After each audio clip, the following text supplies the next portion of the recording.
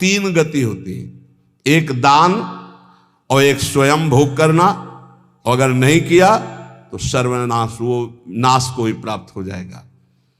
गांव के कंजूस जनों के धन दीवालों में निकलते हैं, मटकी में बंद बंद करके दीवाल में पैक कर दिया और मर गए।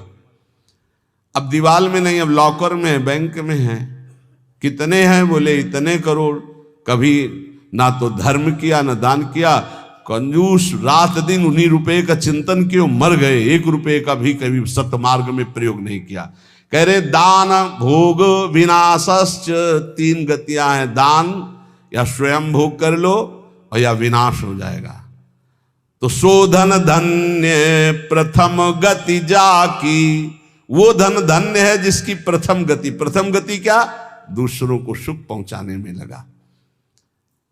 अस्पताल में दे दिया, गरीब लोगों की औषधियों के या भूखी गौओं के उदर पोषण में, या संत महात्माओं के निवास या वस्त्र या भोजन, ये सब उत्तम गतियां हैं। अगर ये नहीं किया तो चलो घर में ठाकुर जी विराजमान करो, स्वयं बढ़िया भोग लगाओ, पाओ, परिवार को सुखी रखो, इतने ही कर लो। वैसे सो धन धन्य प्रथम गति जाकी, प्रथम तो है दान, फिर दूसरा स्वयं चलो उपयोग कर लो धार्मिक धर्म पूर्वक अपने परिवार का। लेकिन अगर ऐसा नहीं किया तो तीसरी गति है नाश, वो तुम्हारे किसी काम में धन आने वाला नहीं है। जो न दान करता है ना भोगता है, उसका नाश हो जाता है।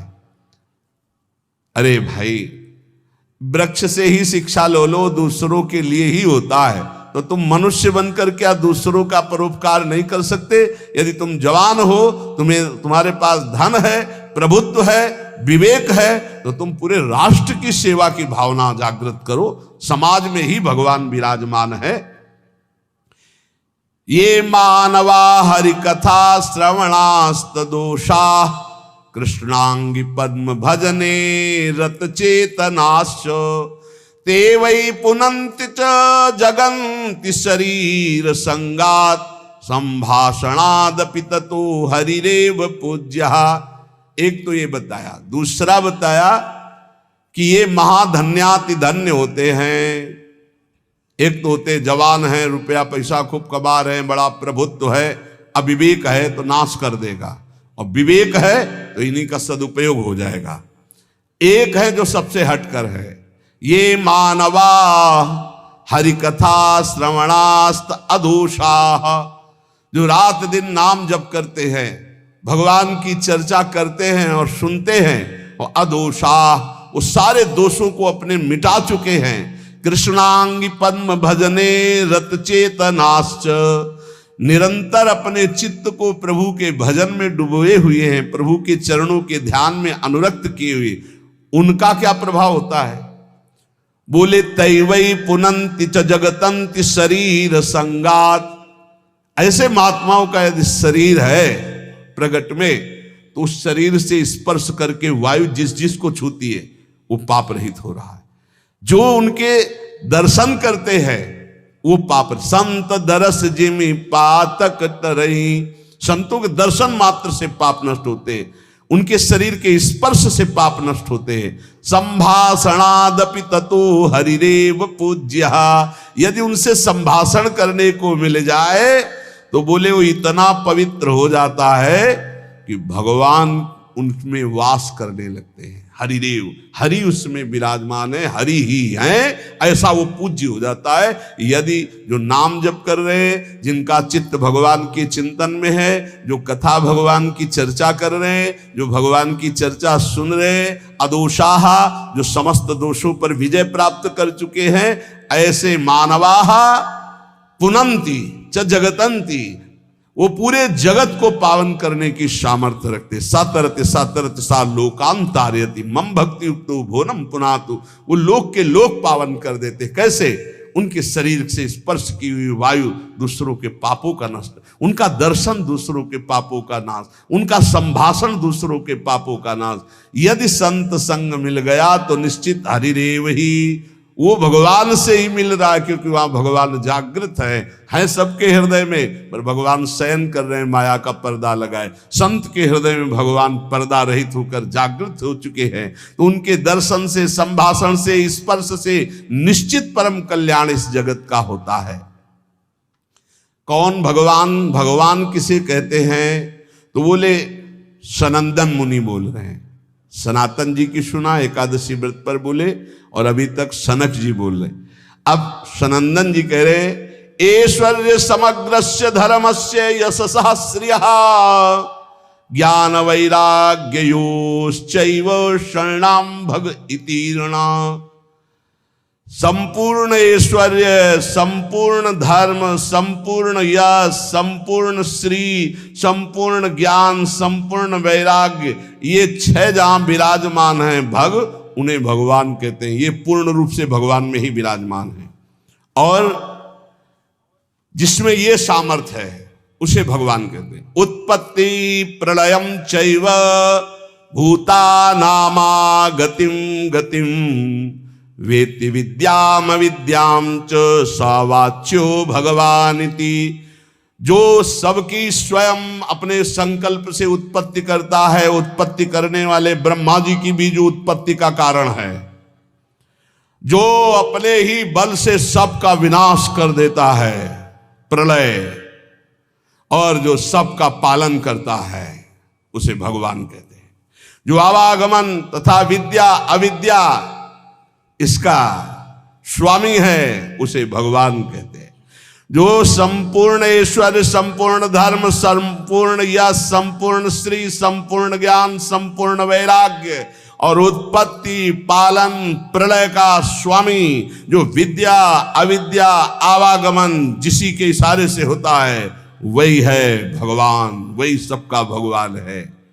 इसलिए जो उपासक भगवान की आराधना करता है, वो ये देखे, सा एवाधस्तात् वेद, सा उपरिष्टात्, सा पश्चात्, सा पुरस्तात्, सा दक्षिणतः, सा उत्तरतः, सा एवेदः सर्वमित्यथातो अहंकार देश एवाहमेवाधस्तादः मुपरिष्टादहं पश्चादहं पुरस्तादहं दक्षिणोतोः मुत्तरोतोः मे वेदः सर्वमिति।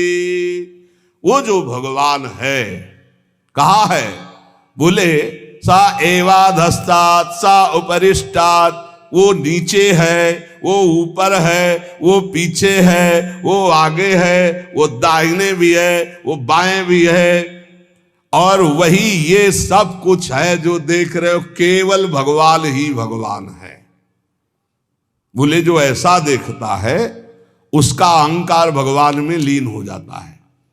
अब वो देखता है मैं ही नीचे हूं, मैं ही ऊपर हूं, मैं ही पीछे हूं, मैं ही आगे हूं, मैं ही दाहिने हूं, मैं ही बाएं हूं, मैं ही ये सब कुछ हूं, मैं ही मैं, अहम ब्रह्मास्मि। 2 भाव होता है, एक भक्त जो भगवान को सर्वत्र देखता है, और एक जो अपने अहम को भगवान में स्थापित कर देता है भेदभाव से, वो अपने आत्मस्वरूप को देखता है। जिसने ऐसा भगवान का अनुभव कर लिया कि आगे पीछे दाहिने बाएं ऊपर नीचे हर समय मेरे श्री भगवान हैं, तो न पश्यो मृत्युम, इसका फल है। पश्यति न रोगम नोत दुखाताः सर्वाः पश्यः पश्यति सर्वमाप्नोति सर्वस इति। बोले उसको किसी भी प्रकार का रोग दुख नहीं दे सकता। जो ये देखता है, सा एवाधास्तात्, सा उपरिष्टात्, सा पश्चात्, सा पुरस्तात्, सा दक्षिणा, सा उत्तरा, उत्तर में दक्षिण में ऊपर नीचे दाएं बाएं हर समय मेरे प्रभु हैं, केवल प्रभु को देखता है, तो न पश्यो मृत्युम, मृत्यु की ताकत नहीं कि उसकी तरफ देख सके। ध्यान देना, ना तो उसे मृत्यु परेशान कर सकती, दुख ले। हम आपको कई बार बोले कि महाभागवतों का शरीर कैसे छूटता है, जैसे बड़े गजराज के गले से मल्ली की माला।